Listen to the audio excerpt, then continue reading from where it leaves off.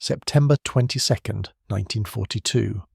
A young Soviet clerk named Vasily Zaitsev crossed the Volga River in darkness, headed toward the burning ruins of Stalingrad. The city was an inferno. The Luftwaffe had dropped thousands of tons of high explosives, transforming Stalin's namesake into a smoking graveyard of shattered buildings and twisted steel. German forces controlled 90% of the city. The average life expectancy of a Soviet reinforcement arriving in Stalingrad was 24 hours. Zaitsev would survive for months. He would become the most celebrated sniper of World War II, and he would teach the Germans to fear every window, every pile of rubble, every shadow in the ruined city. This is the story of how Soviet snipers turned Stalingrad's ruins into a killing ground, how a generation of marksmen emerged from the apocalypse, and how one man with a rifle helped change the course of human history. The city of Stalingrad stretched for 30 miles along the western bank of the Volga River, 970 kilometers southeast of Moscow. By 1941, with wartime refugees flooding in, over 900,000 people called it home. It was a major industrial center producing armaments, tractors, and munitions. But its real value to Adolf Hitler was symbolic. Taking the city that bore Joseph Stalin's name would represent the ultimate humiliation of his archenemy. For Stalin, losing it was unthinkable. When Hitler launched Operation Blue in the summer of 1942, his goal was to capture the oil fields of the Caucasus and secure the southern Soviet territories. Against the advice of senior commanders, he split his forces, diverting Army Group B's 6th Army under General Friedrich Paulus towards Stalingrad. It was a decision that would doom hundreds of thousands of German soldiers to death in the frozen ruins of a shattered city. On August 23, 1942, the German 6th Army launched its offensive against Stalingrad. The Luftwaffe unleashed a devastating aerial bombardment that killed an estimated 40,000 civilians and reduced most of the city to rubble. German soldiers advancing through the smoke expected quick victory. They had conquered Poland in weeks, France in 6 weeks, and driven deep into the Soviet Union in the previous year. Stalingrad, they believed, would fall just as quickly. They were catastrophically wrong. The rubble that German bombs had created became the perfect defensive terrain. A city in ruins is far easier to defend than one where buildings still stand. Every pile of debris became a firing position. Every basement became a bunker. Every factory floor became a battlefield. And in this landscape of destruction, a new form of warfare emerged. Sniper warfare. The German advance ground to a bloody halt as they entered the urban nightmare. Their blitzkrieg tactics, designed for rapid movement across open terrain, became useless in the streets of Stalingrad. Tank columns were ambushed in narrow streets. Infantry units were picked apart by hidden shooters. German soldiers discovered that taking a building meant nothing if Soviet defenders still held the floor above or the basement below. In some factories, Germans controlled the ground floor while Soviets held the second floor, with combat raging between them for weeks. The fighting descended into something medieval. Hand-to-hand combat with knives, shovels, and rifle butts. Soldiers lobbing grenades at enemies 5 meters away. Entire units wiped out fighting over a single staircase. A German soldier wrote home in October 1942, "Stalingrad is no longer a city. By day it is a cloud of burning, blinding smoke. It is a vast furnace lit by the reflection of flames. We have fought 15 days for a single house. The front is a corridor between burnt-out rooms. It is the threshold between life and death." But while German soldiers feared the close-quarters combat, they learned to fear something else even more. The silent death that came without warning from hidden positions. The snipers. Vasily Grigorievich Zaitsev was born on March 23, 1915, in Yeleninskoye in the Ural Mountains. His childhood prepared him perfectly for what would come. He grew up in an isolated peasant family where hunting wasn't sport, it was survival. His grandfather taught him to track animals through the snow, to remain motionless for hours, to make every bullet count. In the Urals, where winters were brutal and ammunition expensive, you learned to kill with one shot or your family went hungry. Zaitsev shot his first wolf at age 12 with a rifle his grandfather gave him. He learned patience, learned to read the wind, learned to become invisible in the landscape. These skills, developed in the frozen forests hunting for food, would make him one of the deadliest killers in human history. When Germany invaded the Soviet Union in June 1941, Zaitsev was serving as a clerk in the Soviet Navy's Pacific Fleet in Vladivostok. thousands of miles from the fighting. He had joined the Navy in 1937 and risen to the position of head of the finance department. It was comfortable, it was safe, and it drove him mad. While his countrymen died fighting the German invaders, he shuffled papers in an office. He applied 5 times for transfer to the front lines. 5 times he was refused. In the summer of 1942, as the Germans drove towards Stalingrad, he applied a 6th time. Finally, his request was granted. He was assigned to the 1047th Rifle Regiment of the 284th Rifle Division, which became part of the 62nd Army defending Stalingrad under General Vasily Zaitsev. On the night of September 22, 1942, Zaitsev crossed the Volga with his unit. The operation was executed so perfectly that German forces didn't notice an entire division being transferred into the city. As he landed on the western bank, Zaitsev spoke words that would become immortal in Soviet history. For us, soldiers and commanders of the 62nd Army, there is no land beyond the Volga. We stand, and we will fight to the death. Zaitsev arrived in Stalingrad as an ordinary rifleman. He had no sniper training, no special equipment, just a standard-issue Mosin Nagant M1891 rifle, the same 3-line weapon that Soviet soldiers had carried since Tsarist times. It had no telescopic sight, no special modifications, iron sights, 5-round magazine, bolt action, simple, reliable, deadly in skilled hands. Within days, Zaitsev's natural marksmanship became obvious. His unit was dug in when 2 German soldiers appeared 800 meters away. Most Soviet soldiers would have held their fire at that distance, especially with iron sights. Zaitsev brought up his rifle and fired almost without aiming. The first German fell. Seconds later, a second German appeared. Zaitsev fired again. The man dropped. The regimental commander witnessing this display immediately gave orders for Zaitsev to be issued a sniper rifle with an optical sight. By early October, before he even received his scoped rifle, Zaitsev had killed 32 German soldiers with iron sights alone. He was awarded a cash prize, the Medal for Bravery, and most importantly, a sniper rifle with a PU scope, a 4-power telescopic sight that would become his constant companion. Zaitsev's transformation from rifleman to sniper coincided with a broader Soviet response to the urban nightmare of Stalingrad. The Soviet command recognized that traditional tactics were failing. Machine gun positions were spotted and destroyed by German artillery. Massed infantry attacks were slaughtered in the open. But snipers could inflict casualties without risking mass exposures. A single skilled marksman could kill dozens of Germans without ever being seen. The psychological impact was devastating. German soldiers couldn't identify where shots came from. They couldn't call in artillery on hidden shooters. They couldn't advance if every movement drew instant death. Soviet command began organizing sniper schools right in the heart of Stalingrad. Inside the Lazur chemical plant, instructors stood over students teaching them to fire at helmets, observation slits, and human silhouettes drawn on distant walls. In the countryside surrounding the city, snipers learned to dig in and blend with terrain. But the best training came from the veterans, the men who had survived the first weeks of urban combat and learned its brutal lessons. Zaitsev became not just a sniper, but a teacher. He developed tactics that would be studied in military academies for generations. His signature technique became known as the sixes. He would position 6 men, 3 sniper-scout pairs, to cover a large area from different angles. The scouts would observe enemy positions, mark targets, track patterns. The snipers would wait, sometimes for hours, for the perfect shot. After each kill, they would relocate. Never fire from the same position twice.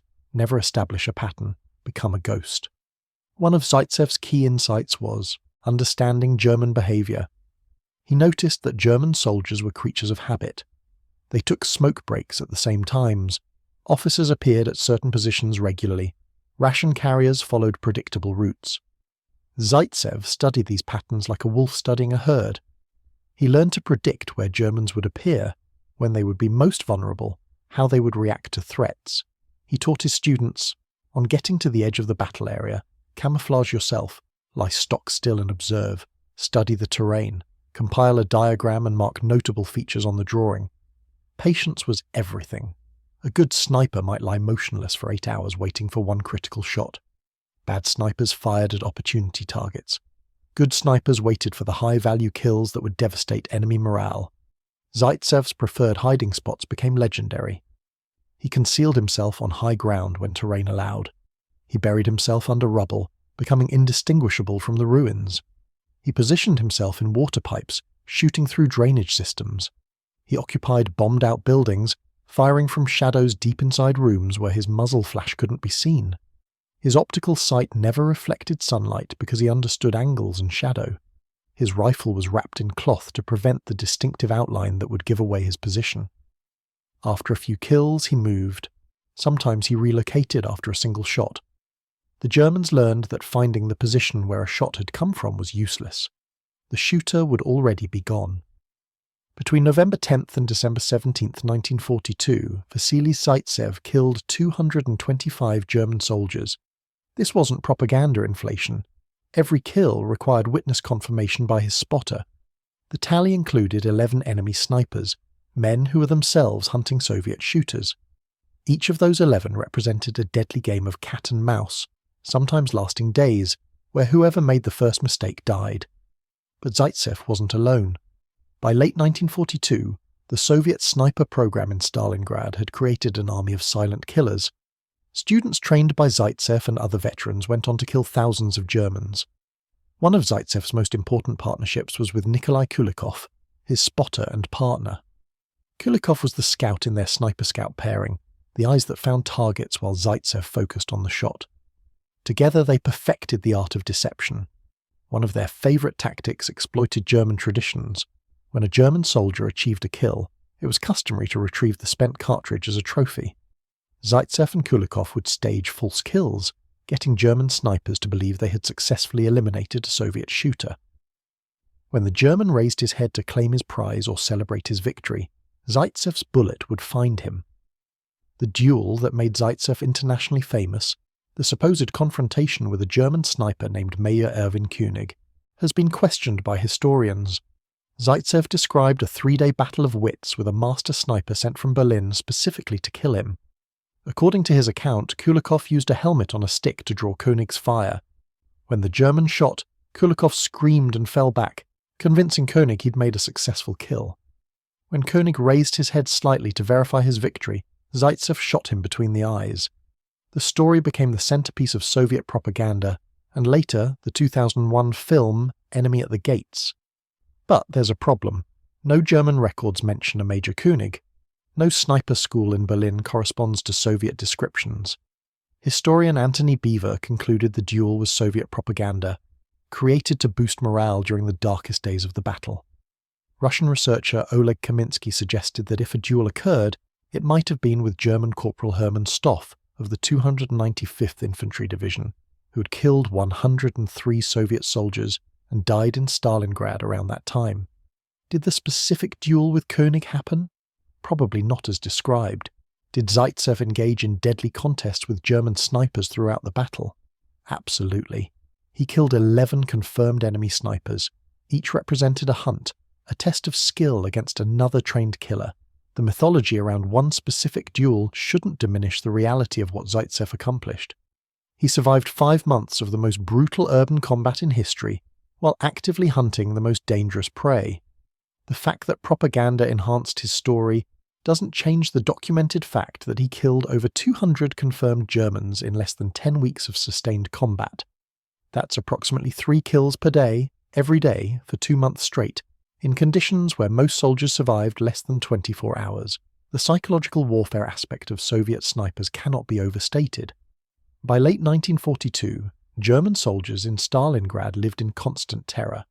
They couldn't show themselves during daylight, couldn't bring food or water to forward positions without risking instant death, couldn't relieve themselves without potentially being shot. Artillery spotters, who needed to observe Soviet positions, had the most dangerous job in the German army. They had to remain exposed to direct fire while watching enemy territory. They became priority targets for snipers. A German soldier wrote, "The Russians have snipers we can't locate. Men are shot bringing up food. Men are shot at latrines. Men are shot looking over cover. We've stopped moving in daylight, but night brings its own terrors. We don't know how many more days we can hold." The snipers were breaking German morale more effectively than artillery barrages. Artillery could be endured in bunkers. Snipers couldn't be escaped. They were always watching, always waiting. On Christmas Day 1942, Radio Moscow broadcast a message that would haunt German soldiers trapped in Stalingrad. Over and over, to the background sound of a ticking clock, came the words, "Every 7 seconds a German soldier dies in Russia. Stalingrad is a mass grave." The broadcast played throughout the day. Every 7 seconds. Tick, a German dies. Tick, a German dies. Tick, a German dies. For soldiers huddled in frozen ruins, starving and surrounded, the message was psychological torture. And many of those deaths, they knew, came from snipers they would never see. The Germans called them Rattenkrieg, rat warfare, fighting not as soldiers but as prey being hunted in the ruins of their own creation. One captured German officer interrogated after the battle described the sniper terror. You could not see them. They were ghosts. A man would be talking, then his head would explode. No warning, no sound of a shot until he was already dead. We learned to move only at night, only in groups, only covered by smoke, but still they killed us. The best shot in our company tried to hunt them. He lasted 3 days before a Russian sniper put a bullet through his eye from 400 meters. We found his body with 27 dead Russians around his last position.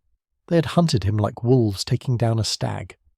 While Vasily Zaitsev became the most famous Soviet sniper at Stalingrad, he was far from alone.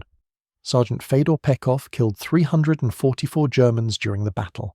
Sergeant Mikhail Markovichenko killed 210 Germans and destroyed 2 tanks. Sergeant Nikolai Turtsev killed 135 Germans. Another sniper, known only as Zikhan, had killed 224 Germans by mid-November 1942, nearly matching Zaitsev's total. The young Anatoly Chekhov, only 20 years old, gained a reputation for fearlessness. He invented devices to conceal muzzle flash and took war correspondent Vasily Grossman, who would later write the epic novel Life and Fate, on a combat mission. Grossman watched as Chekhov shot a German ration carrier, then systematically killed 2 more men sent to complete the task. These snipers weren't just killing soldiers, they were assassinating officers, eliminating specialists, destroying morale. Every German who wore insignia indicating rank became a priority target. Every soldier carrying radio equipment marked himself for death. Medical personnel were technically protected under international law, but the Soviets showed no mercy. A medic treating wounded was a target. A doctor at an aid station was a target. The goal was to create an environment where Germans couldn't function, couldn't organize, couldn't operate. But the phenomenon wasn't limited to men. Soviet women participated in the sniper program in numbers unthinkable in Western armies. While Lyudmila Pavlichenko, the most successful female sniper in history, with 309 confirmed kills, fought at Odessa and Sevastopol rather than Stalingrad, her example inspired Soviet women throughout the war. Approximately 2,000 Soviet women served as snipers during World War II. Only 500 survived the war. Female snipers brought advantages their male counterparts lacked. They were often smaller, could fit into tighter hiding positions.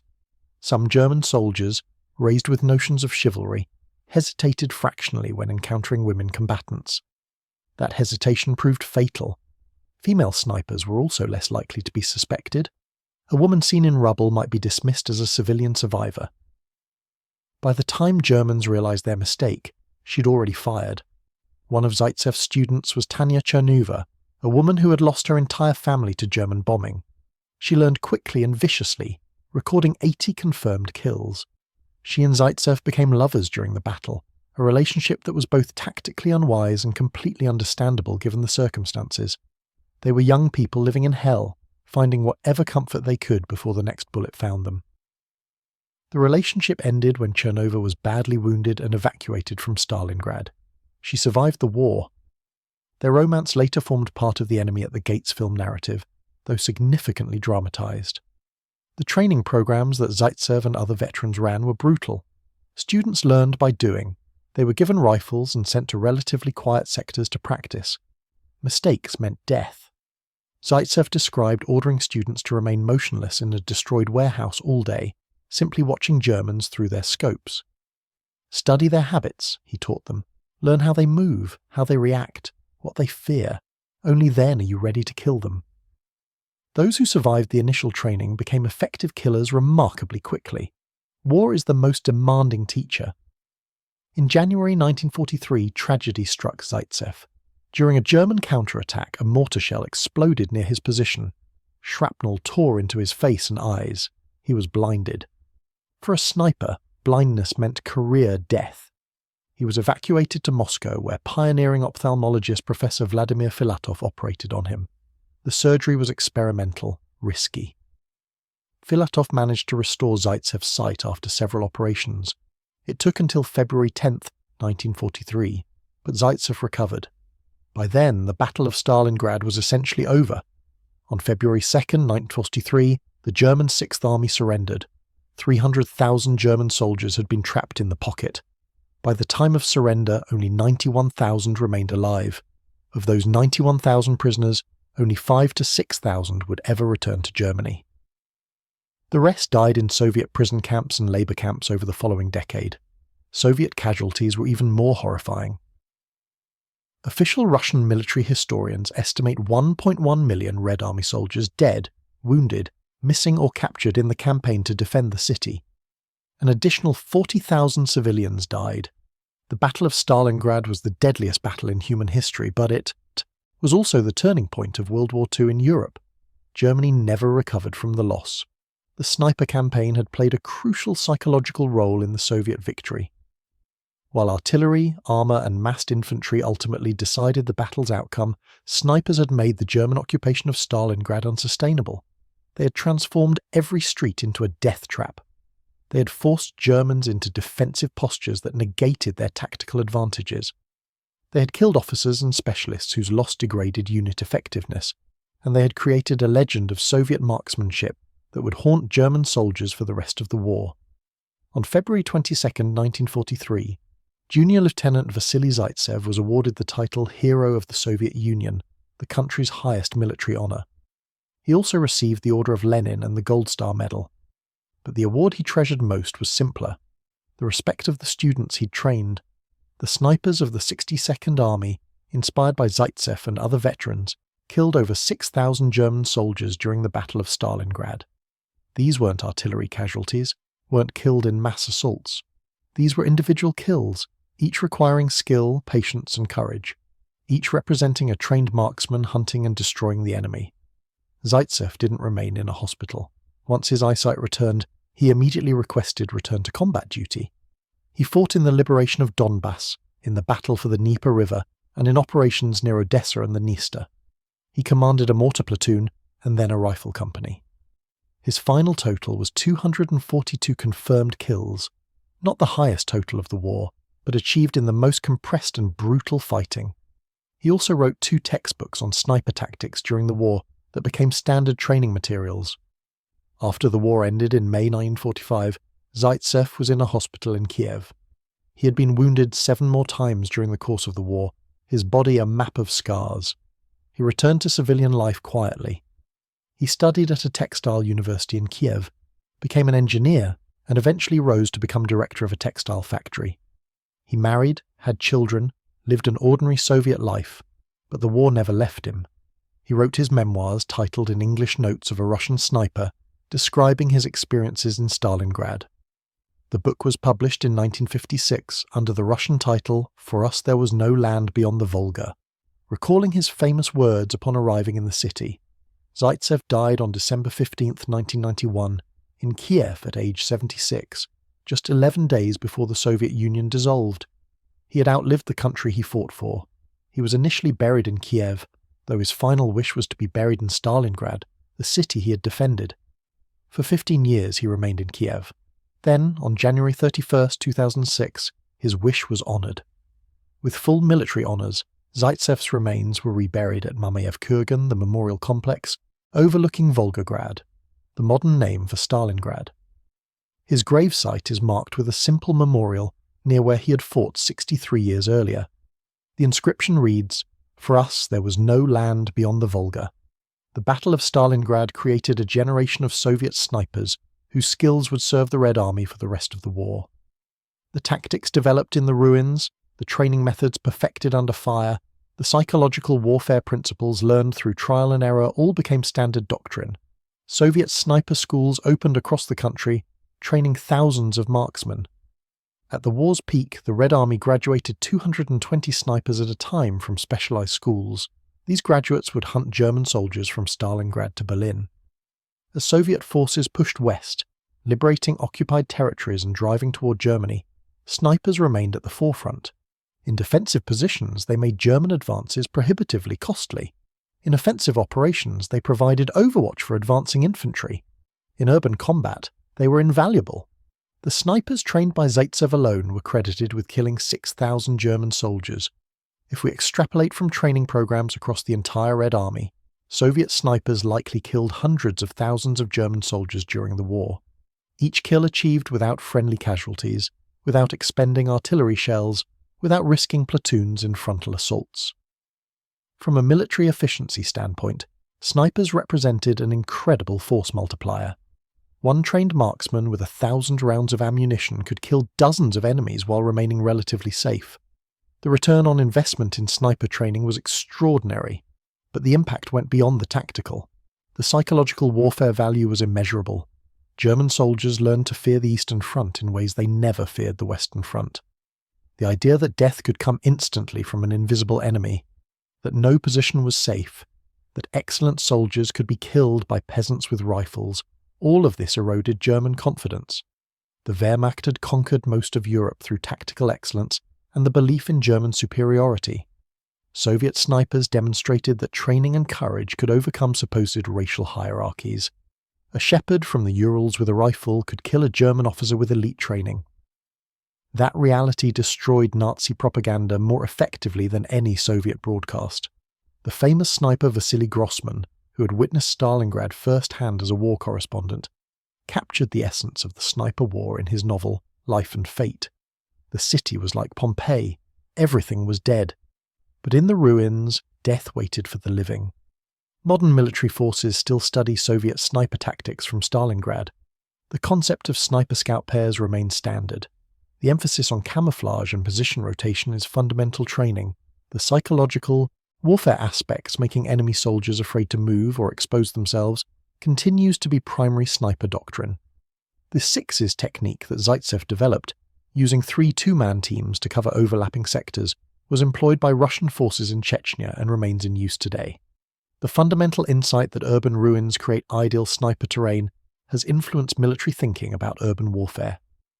Modern armies that anticipate urban combat train specifically for sniper operations because Stalingrad proved how devastating concealed marksmen can be in cities. If we examine the mathematics of Soviet sniper success at Stalingrad, the numbers are staggering. Vasily Zaitsev alone killed 242 Germans.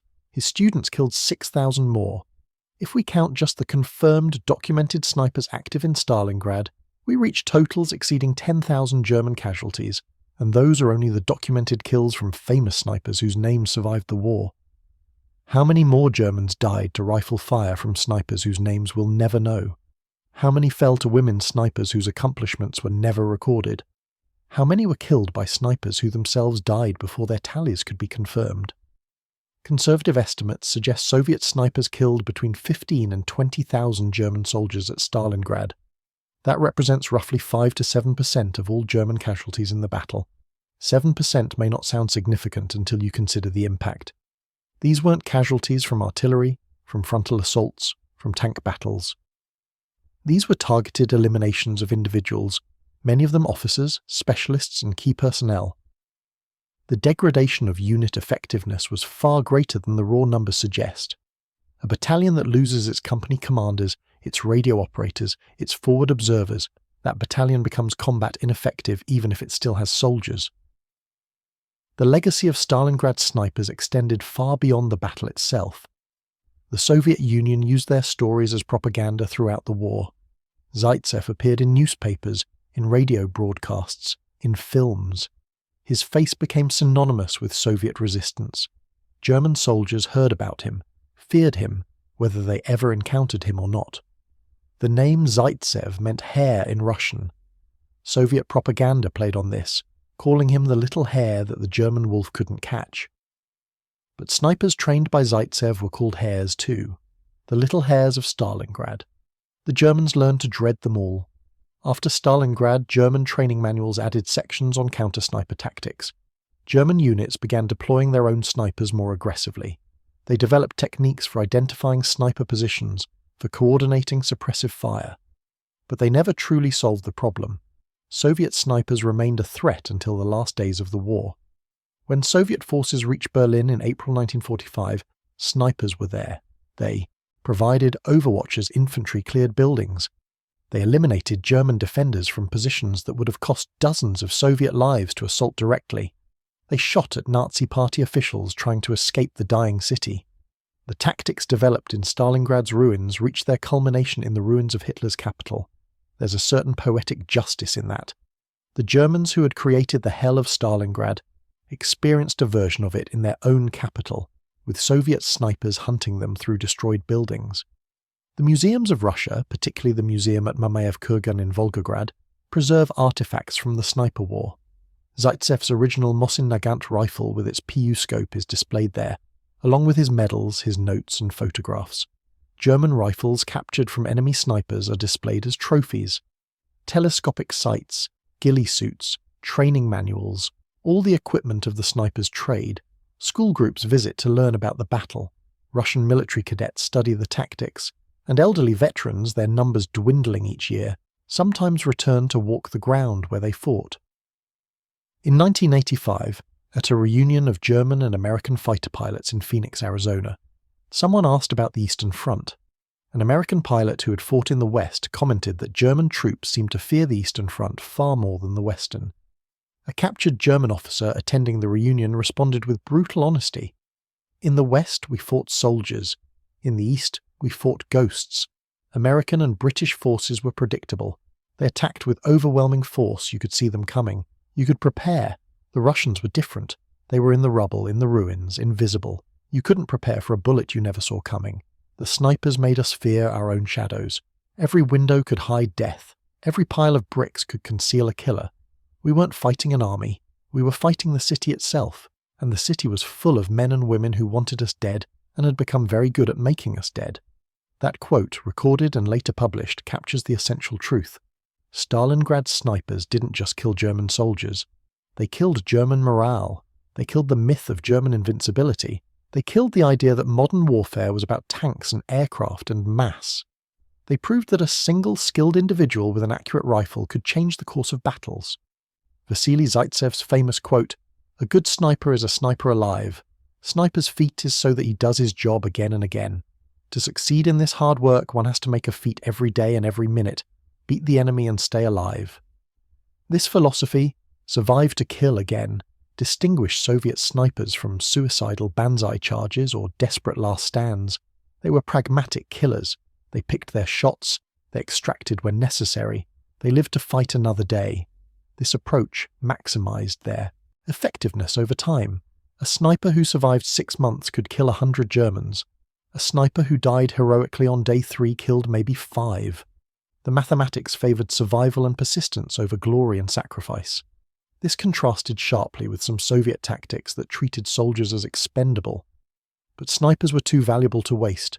Each represented months of training, irreplaceable combat experience, and proven effectiveness.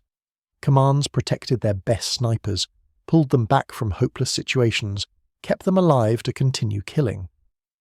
Today in Russia, Vasily Zaitsev remains a national hero. His story is taught in schools. His tactics are studied in military academies. His grave at Mamayev Kurgan receives thousands of visitors annually. Movies, books, documentaries, video games all continue to tell his story and the story of Stalingrad's snipers. Some of these retellings are accurate. Many take dramatic liberties. The 2001 film Enemy at the Gates, while visually stunning and emotionally compelling, invented large portions of the narrative for dramatic effect. The love story between Zaitsev and Tanya was exaggerated. The duel with Major Koenig, as we've discussed, likely never happened as portrayed. The political officer Danilov, who supposedly befriends then betrays Zaitsev, played by Joseph Fiennes, was a fabrication. But the core truth remains. Vasily Zaitsev was real. His 242 confirmed kills were real. His training of dozens of snipers who themselves killed thousands was real. The terror he and his fellow snipers instilled in German troops was devastatingly real. The Battle of Stalingrad ended 79 years ago as of this recording. Of the millions who fought there, only a handful of veterans survive today, all over 100 years old. Soon there will be none left who remember the city's ruins, the smoke, the constant crack of rifles, the frozen corpses stacked like cordwood. When the last veteran dies, the battle will pass fully into history, preserved only in documents, photographs, artifacts, and stories. But the legacy of Stalingrad's snipers will endure because their tactics remain relevant, because urban warfare continues to define modern conflicts, because the lessons they taught about patience, camouflage, marksmanship, and psychological warfare are timeless. Future generations of snipers will study what Zaitsev and his comrades accomplished because those lessons still work. The fundamentals haven't changed. A skilled marksman with a good rifle and a concealed position can still dominate a battlefield, can still inflict casualties far beyond what the raw numbers suggest, can still break enemy morale and make soldiers afraid to move. When Vasily Zaitsev crossed the Volga on that dark September night in 1942, he was a clerk with a rifle, a young man determined to fight for his country but untested in combat. When he departed Stalingrad 5 months later, temporarily blinded by a mortar blast, he was the most feared sniper in the German army, a hero of the Soviet Union and the teacher of a generation of killers who would help destroy the Wehrmacht. His journey from anonymous soldier to legendary warrior was forged in the ruins of a destroyed city where survival was measured in hours and death came from unseen angles.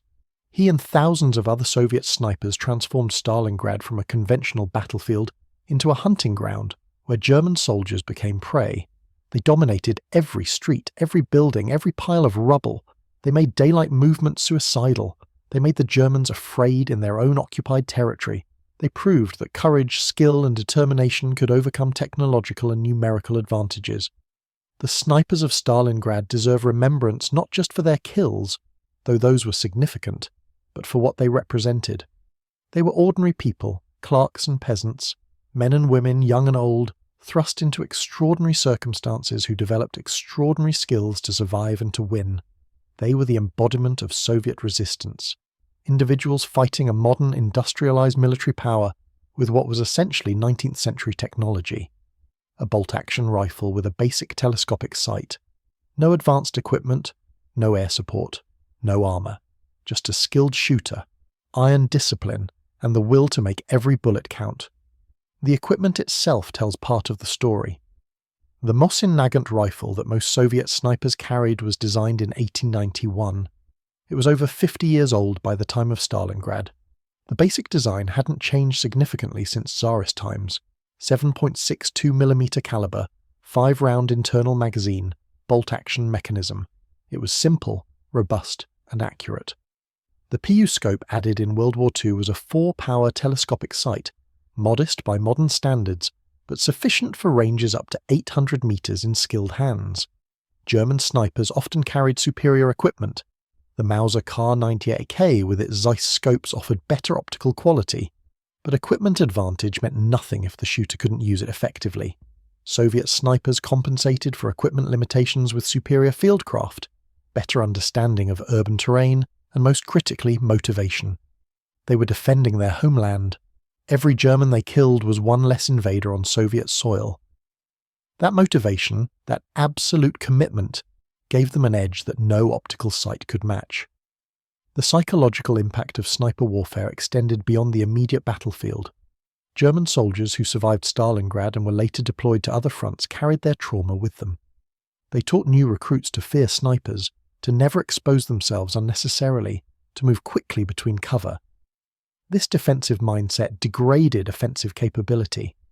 Armies that are afraid to move, afraid to take initiative, armies that are constantly reacting to unseen threats, those armies lose wars.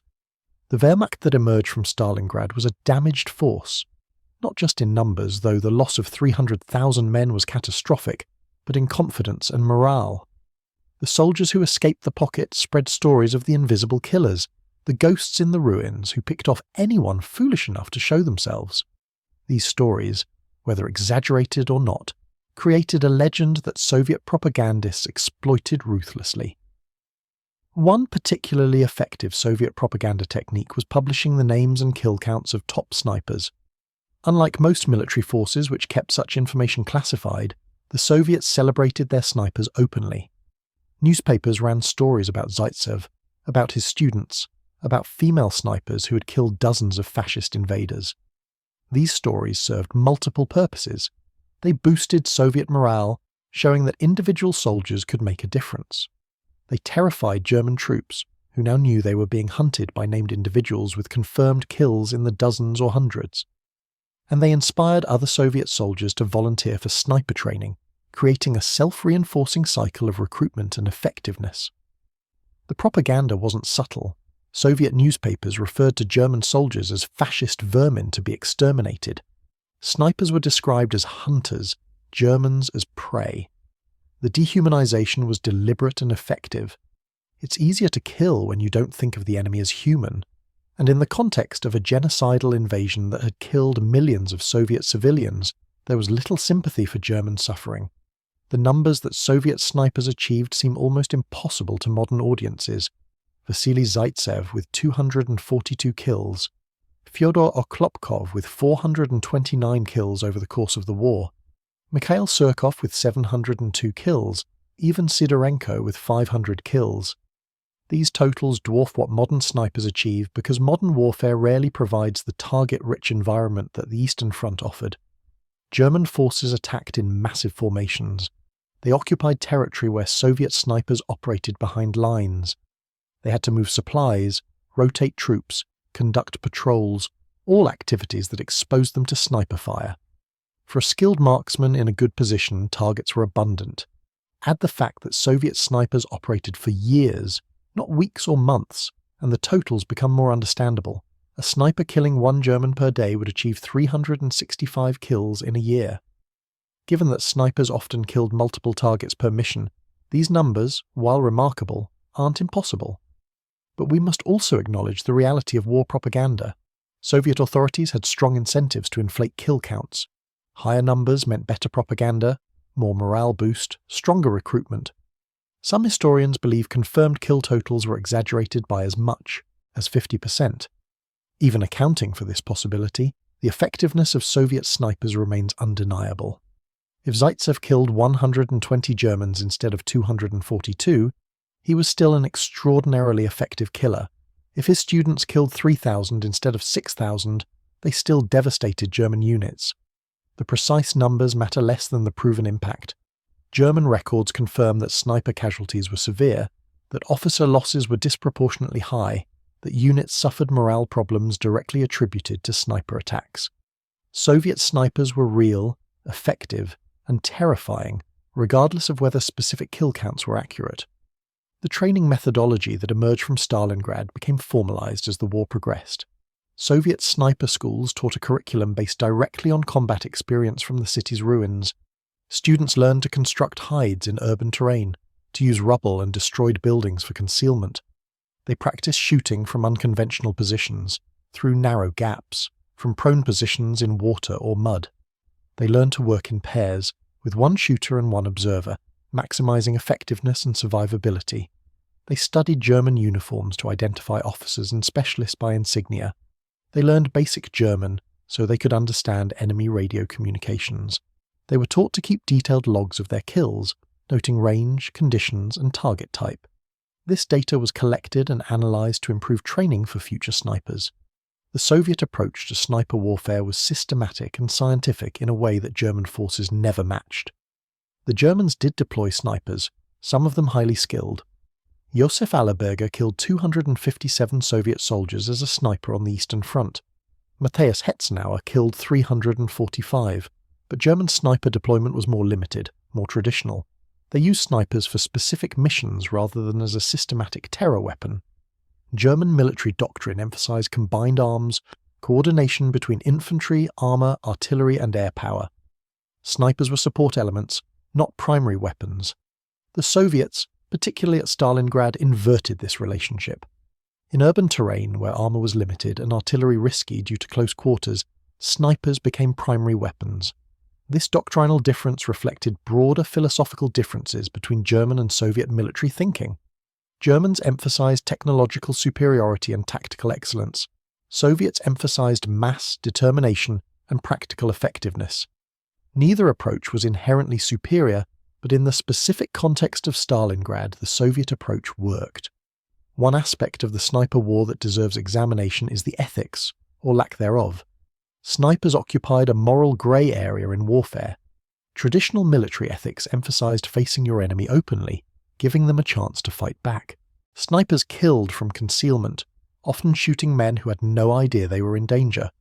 They were assassins in uniform. German soldiers captured at Stalingrad frequently complained about Soviet sniper tactics, calling them dishonorable and uncivilized. The irony of Wehrmacht soldiers, participants in a genocidal war of annihilation, complaining about honor was apparently lost on them. Soviet snipers had watched German forces murder civilians, burn villages, starve cities. They had zero interest in fighting honorably against an enemy conducting genocide. Their goal was killing Germans as efficiently as possible. If that meant shooting them in the back, shooting them while they ate, shooting them while they relieved themselves, so be it. Total war erases the distinction between honorable and dishonorable killing. Dead is dead. The physical conditions that snipers endured at Stalingrad were beyond brutal. Winter temperatures dropped to minus 40 degrees Celsius. Snipers lay motionless for hours in these conditions, unable to move for fear of revealing their positions. Frostbite was common. Fingers froze to metal triggers. Optical sights fogged and froze. Breathing created vapor that could reveal a position, so snipers learned to breathe shallowly, slowly, minimizing the visible cloud. They urinated and defecated in their positions rather than risk movement. They endured thirst because drinking required movement. The physical discipline required was extraordinary. Pain, discomfort, biological needs, all had to be suppressed in service of remaining invisible and maintaining the shot. This level of suffering would break most people. The snipers of Stalingrad endured it day after day, week after week, because the alternative was German victory and Soviet annihilation. Food was another challenge. Snipers in advanced positions couldn't risk returning to Soviet lines for rations. They carried what food they could: dried bread, canned meat if available, usually nothing. They ate snow for water. They went hungry for days. Malnutrition weakened them, made hands shake, degraded vision. But still they shot, still they killed. The human body can endure remarkable hardship when survival depends on it. And for Soviet snipers at Stalingrad, survival absolutely depended on killing Germans before Germans killed them. There was no rear area to retreat to, no safe zone. The Volga River behind them was the edge of Soviet-held territory. Beyond it, nothing but German-occupied land stretching back hundreds of miles. They had to hold or die. So they held, and they made the Germans pay in blood for every metre. The night operations that snipers conducted added another dimension to the terror. While most sniping occurred during daylight when visibility allowed long-range shots, Soviet snipers also operated at night using different tactics. They infiltrated German positions in darkness, set up in abandoned buildings or shell holes, and waited for dawn. At first light, when Germans began moving, the snipers would fire a few shots, then extract before German forces could organize a response. These dawn attacks were psychologically devastating. German soldiers never knew if the ruins around them contained Soviet infiltrators. Every morning began with the question, are we being watched? This constant uncertainty, this knowledge that safety was illusory, broke men more effectively than sustained combat. Soldiers can endure intense fighting if they know when it begins and ends. Snipers removed that certainty. Death could come at any moment from any direction. That level of stress, sustained over weeks and months, created psychological casualties even among soldiers who were never physically wounded. The aftermath of Stalingrad saw Soviet forces on the offensive, pushing west toward Germany. The snipers came with them. They provided reconnaissance, eliminating German sentries and forward observers silently. They supported assaults by killing German machine gunners and officers before attacks began. They hunted German snipers in counter-sniper operations. The skills learned in Stalingrad's ruins applied equally well to other urban battles, to forest fighting, to open terrain engagements. By 1943, the Red Army had thousands of trained snipers deployed across all fronts. They had refined their doctrine, standardized their training, and created a sniper culture that valued results over glory. The best Soviet snipers were quiet professionals who kept killing Germans long after the propaganda spotlight moved elsewhere. These men and women, whose names we'll never know, collectively killed tens of thousands of enemy soldiers, changing the war's outcome through accumulated small actions. When the war ended in May 1945, the Soviet Union had produced approximately 3,300 female snipers and thousands more male snipers. The total number of Germans killed by Soviet snipers during the entire war is impossible to determine precisely, but conservative estimates exceed 100,000. That's 100,000 individual aimed shots resulting in death. 100,000 Germans who died not in mass battles, but in targeted eliminations. The psychological impact on German forces was incalculable. Every German soldier on the Eastern Front knew about Soviet snipers, feared them, took precautions against them. That fear degraded combat effectiveness across the entire Wehrmacht. Units moved more slowly, attacked less aggressively, held positions more defensively, all because of sniper threat. From a military perspective, snipers represented one of the most efficient weapons in the Soviet arsenal. The return on investment in training and equipping snipers far exceeded that of most other military programs. In the decades after the war, Vasily Zaitsev lived quietly. He rarely spoke about his wartime experiences except to write his memoirs. He suffered from what we would now recognize as post-traumatic stress disorder. He had nightmares about Stalingrad for the rest of his life. The friends he'd lost, the students who died, the faces of Germans he'd killed, all haunted him. In interviews late in life, he was asked if he felt guilt about the men he'd killed. His response was blunt. "They came to my country to murder my people. I stopped them. I would do it again." This attitude was common among Soviet veterans. They didn't see themselves as murderers, but as defenders. The moral clarity of fighting a genocidal invasion left little room for doubt or guilt. The Germans had chosen to invade. Soviet soldiers had chosen to stop them. The method, whether artillery or rifles or snipers, was irrelevant.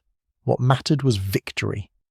The German perspective on Stalingrad snipers, gathered from prisoner interrogations, letters home, and post-war interviews, reveals deep trauma. German soldiers described snipers as the most feared aspect of the battle, worse than artillery, worse than tank attacks. Artillery you could hide from in cellars and bunkers, tanks you could hear coming.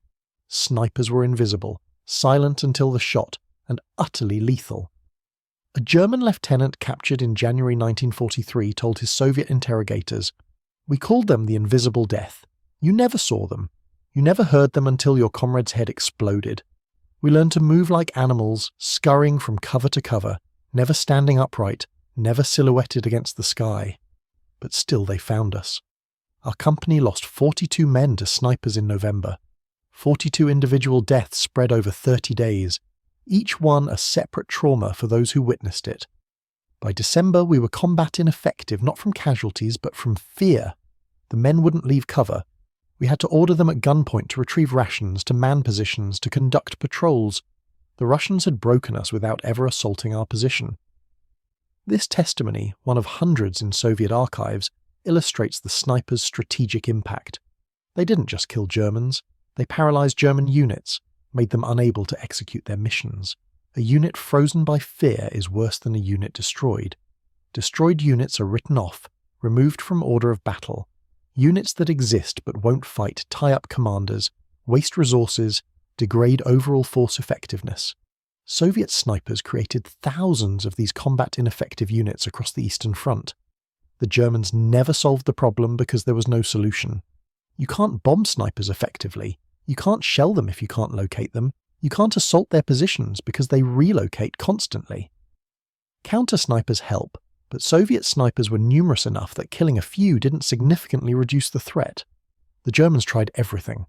They used counter-battery radar to locate shots, but rifles don't produce enough signature. They offered bounties for killing Soviet snipers, but collecting meant proving the kill, which required exposing yourself. They deployed their own snipers, creating deadly duels, but never in numbers matching Soviet deployment. The technical aspects of long-range shooting deserve examination, because the shots Soviet snipers regularly made were extremely difficult. At 400 meters, A human torso is roughly the size of a dinner plate to the naked eye. Through a 4-power scope, it appears maybe twice that size. Hitting a target that's small requires accounting for bullet drop, wind drift, target movement, even the rotation of the Earth at extreme ranges.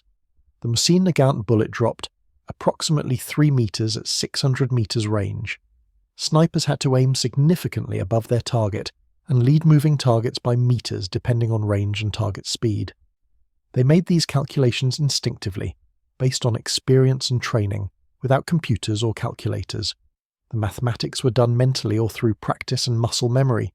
Modern snipers have laser rangefinders, ballistic computers, advanced optics. Soviet snipers had iron discipline and hard-won experience. That they achieved kill ratios comparable to modern snipers with vastly inferior equipment speaks to their extraordinary skill. Vasily Zaitsev's methodology emphasized patience above all other qualities. He taught students that a sniper who takes 5 shots and achieves 5 kills is superior to a sniper who takes 50 shots and achieves 10 kills. Every shot risks revealing your position. Accuracy is survival. This philosophy created a culture of careful shot selection.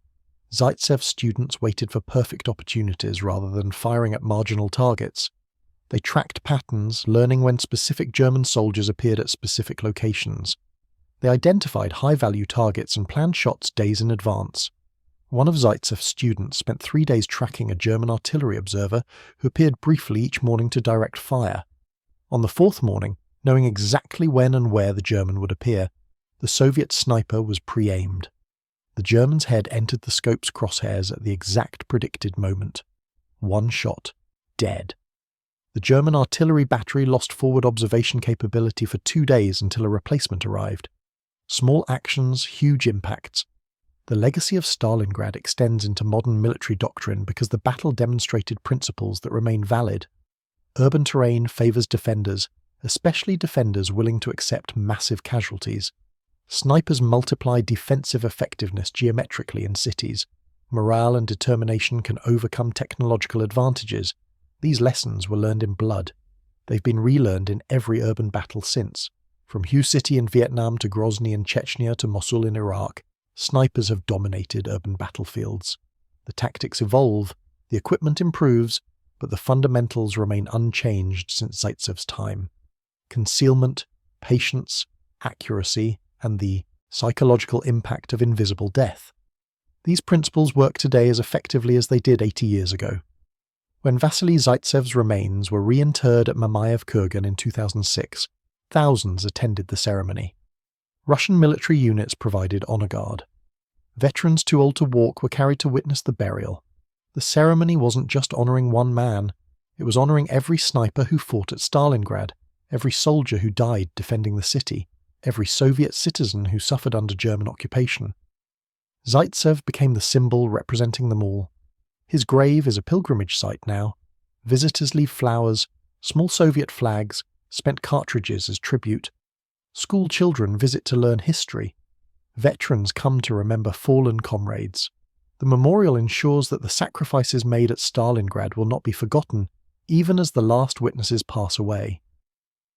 The Battle of Stalingrad and its snipers represent a turning point not just in World War II, but in military history generally.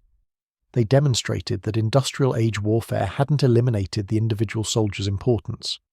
That skill and courage still mattered in an age of tanks and aircraft. That human factors, morale and determination and will, could decide battles against materially superior enemies. The Germans came to Stalingrad with better equipment, better training in conventional terms, veteran soldiers who had conquered most of Europe. They lost to defenders who were often poorly equipped, hastily trained, inexperienced. The defenders won through determination and tactical adaptation. The snipers embodied this adaptation. They took available resources, standard rifles with basic scopes, and maximized their effectiveness through superior fieldcraft and unconventional tactics. They proved that you don't need the best equipment to win. You need the best mindset and the willingness to do what victory requires. In conclusion, the story of Soviet snipers at Stalingrad is about more than kill counts and tactical innovations. It's about human beings pushed to the absolute limits of endurance, who discovered capabilities they didn't know they possessed. It's about ordinary people, clerks and farmers and factory workers, who who became extraordinary killers because their nation's survival depended on it. It's about the transformation of war itself, from the open battlefield maneuvers of early conflicts to the intimate brutality of urban combat. Most importantly, it's about victory snatched from the jaws of defeat.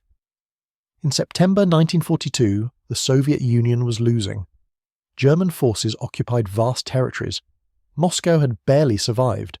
Leningrad was starving under siege. Stalingrad represented possibly the last chance to stop the German advance. If it fell, if the Germans reached the Volga in force, the Soviet Union might have collapsed. The snipers helped prevent that collapse. They made the German occupation of Stalingrad so costly, so psychologically damaging, that German forces were ground down and eventually destroyed. The city that bore Stalin's name became the graveyard of German ambitions in the East.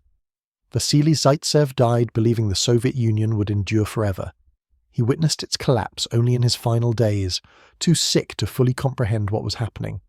The country he fought for dissolved, but the city he defended survives as Volgograd, transformed from ruins into a modern metropolis. Mamayev Kurgan, the height that anchored Soviet defences, is now crowned with an 85-metre-tall statue the motherland calls, depicting a woman with a raised sword. She faces west, toward where the Germans came from, eternal guardian against invasion. At her feet, Vasily Zaitsev rests. The sniper who helped save the city watches over it still. His story, and the story of every sniper who fought at Stalingrad, reminds us that wars are won not just by nations and armies, but by individuals who refuse to surrender.